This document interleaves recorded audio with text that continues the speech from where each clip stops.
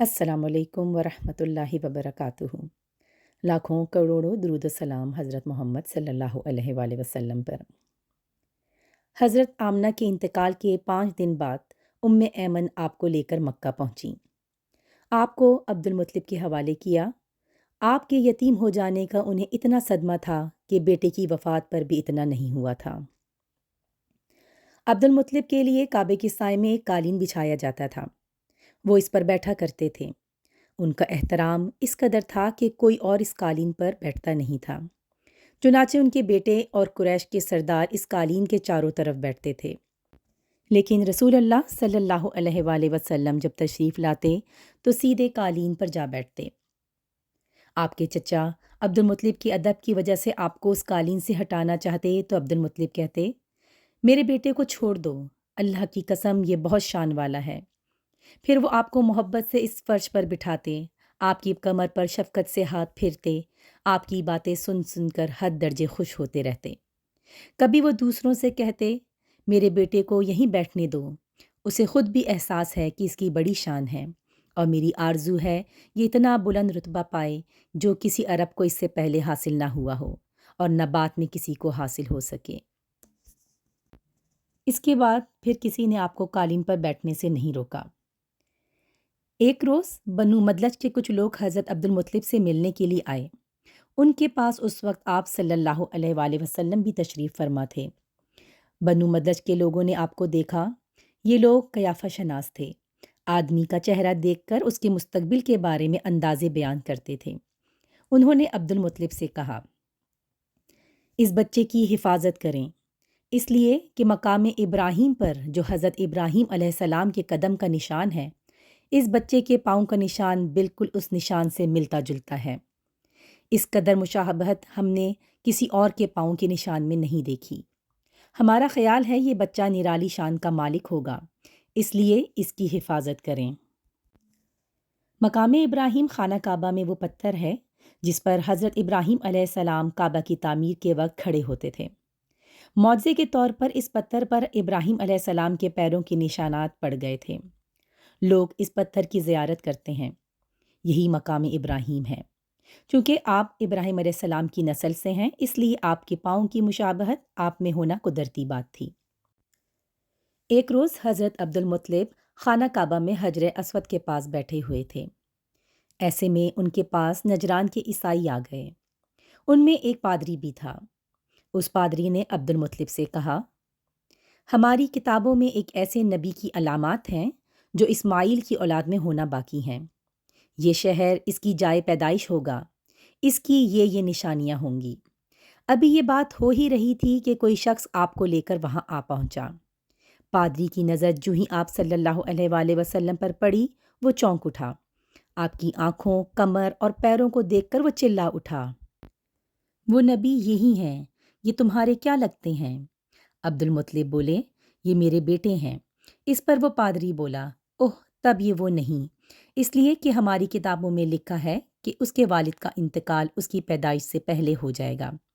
یہ سن کر عبد المطلب بولے، یہ دراصل میرا پوتا ہے، اس کے باپ کا انتقال اس وقت ہو گیا تھا جب یہ پیدا بھی نہیں ہوا تھا۔ اس پر پادری بولا، ہاں یہ بات ہوئی نا، آپ اس کی پوری حفاظت کریں۔ عبد المطلب کی آپ سے محبت کا یہ عالم تھا کہ کھانا کھاتے بیٹھتے تو کہتے، میرے بیٹے کو لے آؤ۔ آپ تشریف لاتے تو عبد المطلب آپ کو اپنے پاس بٹھاتے، آپ کو اپنے ساتھ کھانا کھلاتے۔ بہت زیادہ عمر والے ایک صحابی حیدہ بن معاویہ رضی اللہ عنہ کہتے ہیں، میں ایک مرتبہ اسلام سے پہلے جاہلیت کے زمانے میں حج کے لیے مکہ معظمہ گیا۔ وہاں بیت اللہ کا طواف کر رہا تھا۔ میں نے ایک ایسے شخص کو دیکھا جو بوڑھا تھا اور بہت لمبے قد کا تھا۔ وہ بیت اللہ کا طواف کر رہا تھا اور کہہ رہا تھا، اے میرے پروردگار، میری سواری کو محمد کی طرف پھیر دے اور اسے میرا دست و بازو بنا دے۔ میں نے اس بوڑھے کو جب یہ شعر پڑھتے سنا تو لوگوں سے پوچھا، یہ کون ہے؟ لوگوں نے بتایا یہ عبد المطلب بن ہاشم ہے۔ انہوں نے اپنے پوتے کو اپنے ایک اونٹ کی تلاش میں بھیجا ہے، وہ اونٹ گم ہو گیا ہے، اور وہ پوتا ایسا ہے جب بھی کسی گمشدہ چیز کی تلاش میں اسے بھیجا جاتا ہے تو وہ چیز لے کر ہی آتا ہے۔ پوتے سے پہلے یہ اپنے بیٹوں کو اس اونٹ کی تلاش میں بھیج چکے ہیں، لیکن وہ ناکام لوٹ آئے ہیں۔ اب چونکہ پوتے کو گئے ہوئے دیر ہو گئی ہے، اسی لیے پریشان ہیں اور دعا مانگ رہے ہیں۔ تھوڑی ہی دیر گزری تھی کہ میں نے دیکھا کہ آپ صلی اللہ علیہ وآلہ وسلم اونٹ کو لیے تشریف لا رہے ہیں۔ عبد المطلب نے آپ کو دیکھ کر کہا، میرے بیٹے، میں تمہارے لیے اس قدر فکر مند ہو گیا تھا کہ شاید اس کا اثر کبھی میرے دل سے نہ جائے۔ عبد المطلب کی بیوی کا نام رقیہ بنت ابو سیفی تھا۔ وہ کہتی ہیں، قریش کئی سال سے سخت قحط سالی کا شکار تھے۔ بارشیں بالکل بند تھیں، سب لوگ پریشان تھے۔ اسی زمانے میں میں نے ایک خواب دیکھا۔ کوئی شخص خواب میں کہہ رہا تھا، اے قریش کے لوگوں، تم میں سے ایک نبی ظاہر ہونے والا ہے، اس کے ظہور کا وقت آ گیا ہے، اس کے ذریعے تمہیں زندگی ملے گی، یعنی خوب بارشیں ہوں گی، سرسبزی اور شادابی ہوگی۔ تم اپنے لوگوں میں سے ایک ایسا شخص تلاش کرو جو لمبے قد کا ہو، گورے رنگ کا ہو، اس کی پلکیں گھنی ہوں، بھویں اور ابرو ملے ہوئے ہوں۔ وہ شخص اپنی تمام اولاد کے ساتھ نکلے اور تم میں سے ہر خاندان کا ایک آدمی نکلے۔ سب پاک صاف ہوں اور خوشبو لگائیں۔ وہ حجر اسود کو بوسہ دیں، پھر سب جبل ابو قیس پر چڑھ جائیں۔ پھر وہ شخص جس کا حلیہ بتایا گیا ہے آگے بڑھے اور بارش کی دعا مانگے، اور تم سب آمین کہو تو بارش ہو جائے گی۔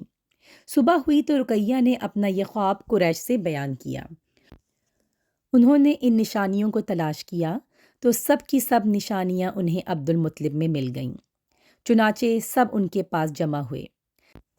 ہر خاندان سے ایک ایک آدمی آیا۔ ان سب نے شرائط پوری کی۔ اس کے بعد سب ابو قیس پہاڑ پر چڑھ گئے۔ ان میں نبی کریم صلی اللہ علیہ وآلہ وسلم بھی تھے۔ آپ اس وقت نوعمر تھے۔ پھر عبد المطلب آگے بڑھے اور انہوں نے یوں دعا کی، اے اللہ، یہ سب تیرے غلام ہیں، تیرے غلاموں کی اولاد ہیں، تیری باندیاں ہیں اور تیری باندیوں کی اولاد ہیں۔ ہم پر جو برا وقت آ پڑا ہے تو دیکھ رہا ہے۔ ہم مسلسل قحط سالی کا شکار ہیں۔ اب اونٹ، گائیں، گھوڑے، خچر اور گدھے سب کچھ ختم ہو چکے ہیں اور جانوروں پر بن آئی ہے۔ اس لیے ہماری یہ خشک سالی ختم فرما دے، ہمیں زندگی اور سرسبزی اور شادابی عطا فرما۔ ابھی یہ دعا مانگ ہی رہے تھے کہ بارش ہو گئی۔ وادیاں پانی سے بھر گئیں، لیکن اس بارش میں ایک بہت عجیب بات ہوئی، اور وہ عجیب بات یہ تھی کہ قریش کو یہ سیرابی ضرور حاصل ہوئی، مگر یہ بارش قبیلہ قیس اور قبیلہ مضر کی قریبی بستیوں میں بالکل نہ ہوئی۔ اب لوگ بہت حیران ہوئے کہ یہ کیا بات ہوئی، ایک قبیلے پر بارش اور آس پاس کے سب قبیلے بارش سے محروم۔ تمام قبیلوں کے سردار جمع ہوئے۔ اس سلسلے میں بات چیت شروع ہوئی۔ ایک سردار نے کہا، ہم زبردست قحط اور خشک سالی کا شکار ہیں، جبکہ قریش کو اللہ تعالیٰ نے بارش عطا کی ہے، اور یہ عبد المطلب کی وجہ سے ہوا ہے۔ اس لیے ہم سب ان کے پاس چلتے ہیں، اگر وہ ہمارے لیے دعا کر دیں تو شاید اللہ ہمیں بھی بارش دے دیں۔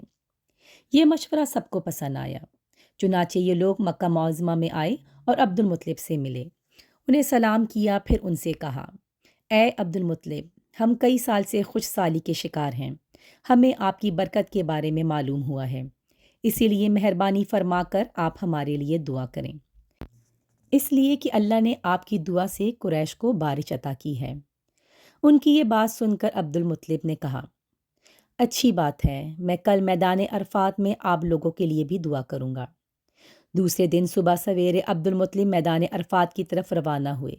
ان کے ساتھ دوسرے لوگوں کے علاوہ ان کے بیٹے اور اللہ کے رسول صلی اللہ علیہ وآلہ وسلم بھی تھے۔ عرفات کے میدان میں عبد المطلب کے لیے ایک کرسی بچھائی گئی، وہ اس پر بیٹھ گئے۔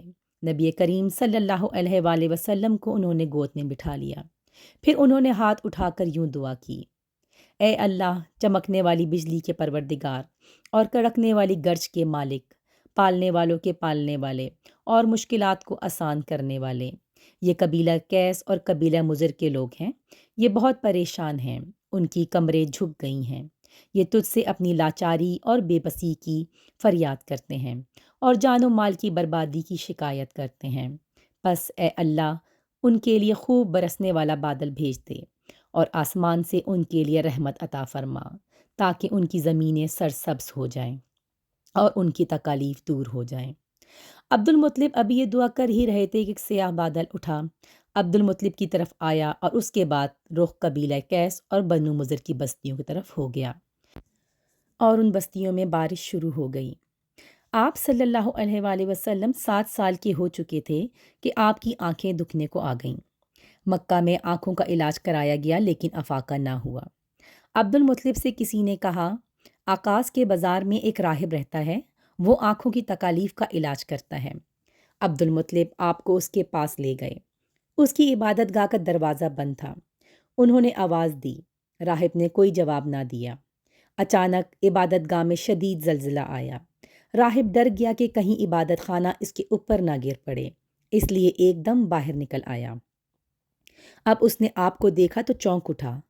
اس نے کہا، اے عبد المطلب، یہ لڑکا اس امت کا نبی ہے، اگر میں باہر نہ نکل آتا تو یہ عبادت گاہ ضرور مجھ پر گر پڑتی۔ اس لڑکے کو فوراً واپس لے جاؤ اور اس کی حفاظت کرو، کہیں یہودیوں یا عیسائیوں میں سے کوئی اسے مار نہ ڈالے۔ پھر اس نے کہا، اور رہی بات ان کی آنکھوں کی، تو آنکھوں کی دعا تو خود ان کے پاس موجود ہے۔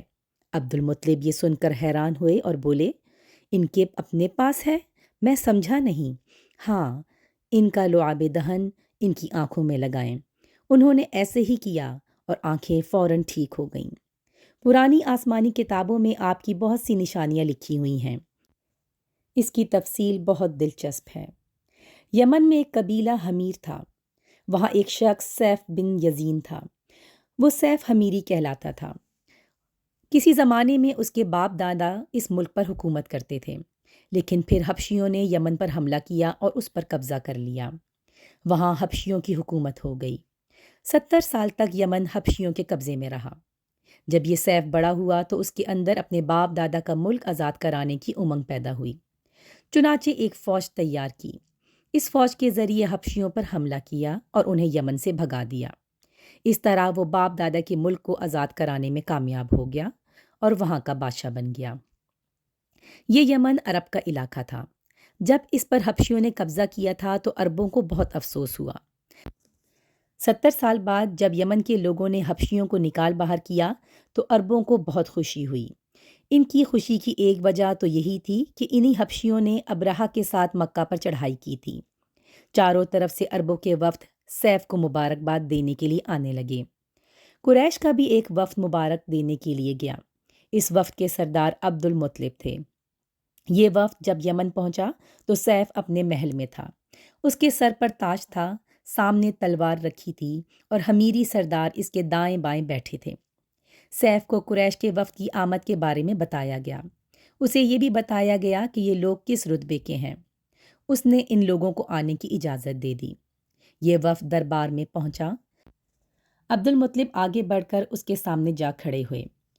انہوں نے بات کرنے کی اجازت چاہی۔ سیف نے کہا، اگر تم بادشاہوں کے سامنے بولنے کے آداب سے واقف ہو تو ہماری طرف سے اجازت ہے۔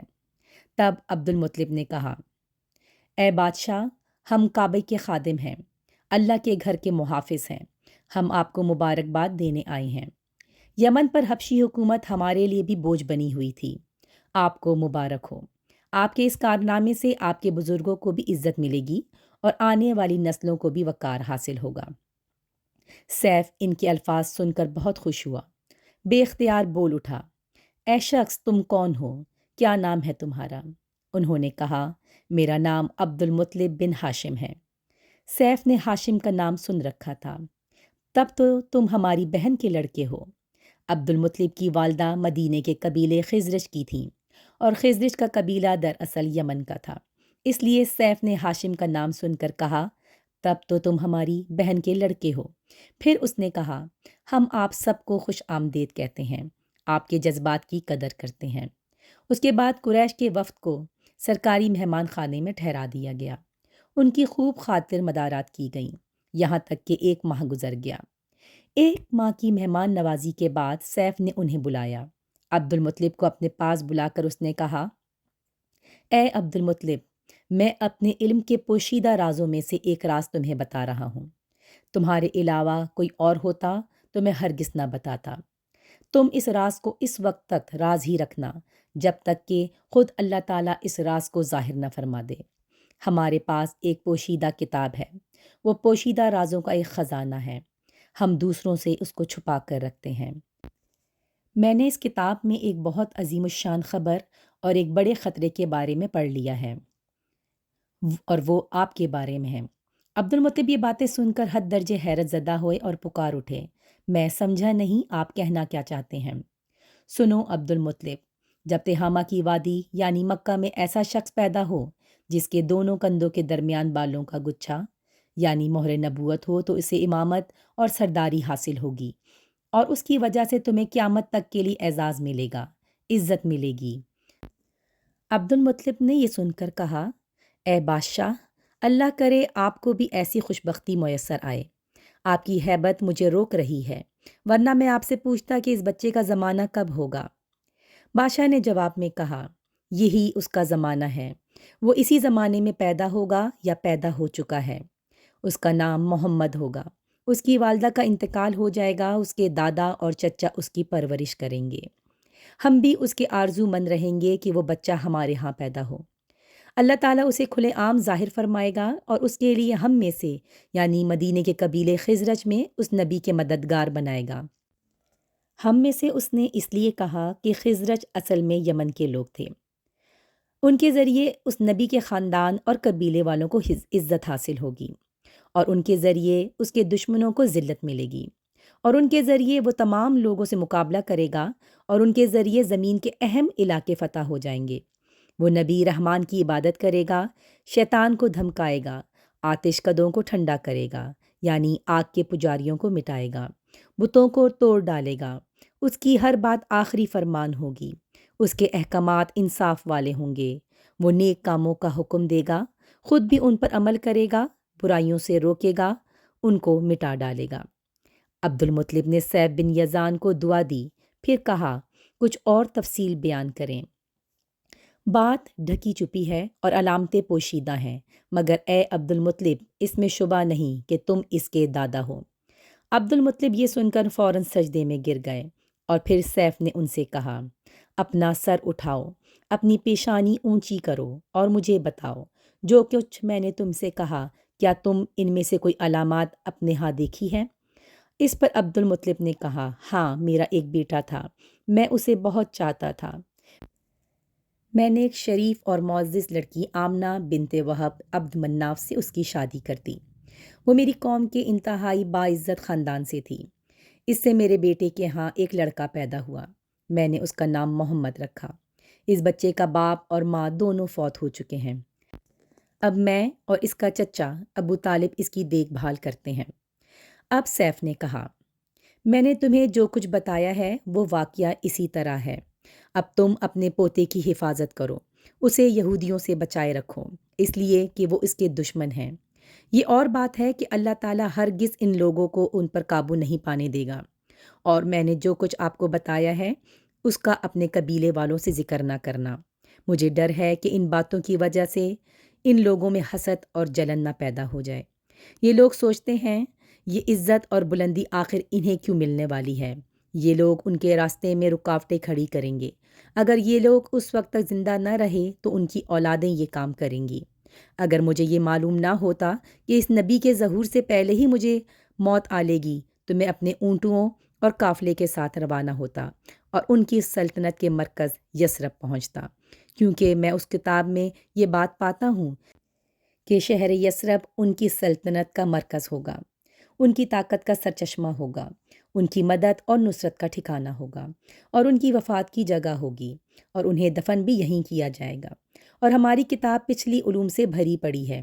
مجھے پتہ ہے کہ اگر میں اسی وقت ان کی عظمت کا اعلان کر دوں تو خود ان کے لیے اور میرے لیے خطرات پیدا ہو جائیں گے۔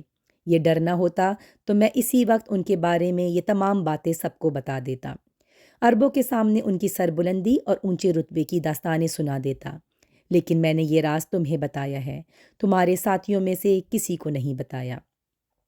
اس کے بعد اس نے عبد المطلب کے ساتھیوں کو بلایا، ان میں سے ہر ایک کو 10 حبشی غلام، 10 حبشی باندیاں اور دھاری دار یمنی چادریں، بڑی مقدار میں سونا چاندی، 100 اونٹ اور عنبر کے بھرے ڈبے دیے۔